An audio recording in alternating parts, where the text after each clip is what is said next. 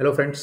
ये chart defence index और CNX 500 index को कंपेयर कर रहा है। पिछले 2 महीने का करीबन ये चार्ट है। आप देख सकते हैं कि डिफेंस स्टॉक्स करीबन 28% गिर गए हैं पिछले 2 महीने में, और CNX 500 ये जो गोल्डन लाइन है ऊपर, ये करीबन 11% गिरी है। तो कुछ सेक्टर्स हैं जो बहुत ज़्यादा अंडर परफॉर्म कर रहे हैं। अब पहले ये बहुत ज़्यादा आउट परफॉर्म कर रहे थे, अब ये अंडर परफॉर्म कर रहे हैं। तो ये एक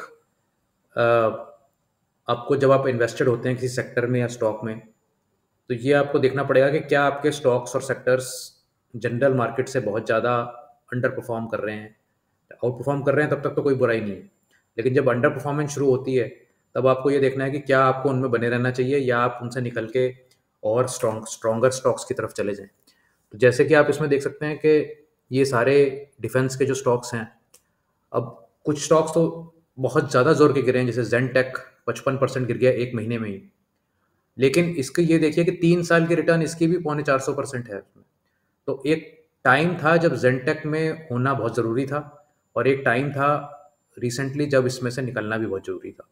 तो पास्ट की जो बहुत सुपर परफॉर्मेंस है, Kochi shipyard 687%, garden reach 447%, HAL 400%, ये सब बड़े बहुत दिग्गज शेयर रहे हैं पिछले कई सालों में, और उन सालों में इनमें बने रहना चाहिए था। लेकिन अब जबकि इनमें से बहुत ज़्यादा कई सारे शेयर जो हैं 20 से 50% की फॉल इनमें आ रही है एक महीने में, तो डेफिनेटली इनमें जो एक पहले एक ट्रेंड था वो ख़त्म हो चुका है।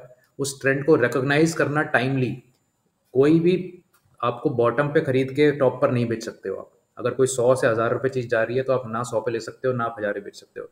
लेकिन क्या वो 100 से 1000 की जो जर्नी है उसमें आप 200 पे एंटर करके 800 पे बेच सकते हो, तो भी आपके पैसे 4 गुना हो गए। तो जेनटेक जो कि 600-700% बढ़ा, कोची रिफाइनरी शायद 1300 से 1500% बढ़ी, कोची शिपयार्ड। तो इन स्टॉक्स में इतने ज़बरदस्त मूव्स आई थी कि आप उसमें से कुछ पोर्शन भी अगर आप उसमें से ले लेते तो भी काफ़ी अच्छी रिटर्न थी। हाईएस्ट पॉइंट पे बेचना तो किसी महीने में पॉसिबल होता नहीं है। तो अब जबकि ये इनमें इतनी गिरावट आ रही है, तो टाइमली इनमें से निकलना भी बहुत ज़रूरी है, क्योंकि अब जो स्टॉक्स गिर रहे हैं इतनी जोर के गिर रहे हैं, हो सकता है ये अगले 2 साल 4 साल ये ना चले, कोई और स्टॉक्स चलेंगे। तो आपको उन स्टॉक्स में मूव करना चाहिए, ना कि इन स्टॉक्स में फंसे रहना चाहिए। बाकी अगर आपकी कोई वैल्यू ओरिएंटेशन या फंडामेंटल ओरिएंटेशन है उसके लिए मैं नहीं कह सकता, लेकिन from A purely from price perspective, momentum के पॉइंट ऑफ व्यू से इन स्टॉक्स में बने रहने का अब कोई पॉइंट नहीं लग रहा। तो आपको ये कंटेंट कैसा लगा ज़रूर कमेंट्स में लिख के बताएं, और चैनल को ज़रूर सब्सक्राइब करें, और अगले वीडियो में आपसे फिर से मुलाकात होगी। Thanks, bye.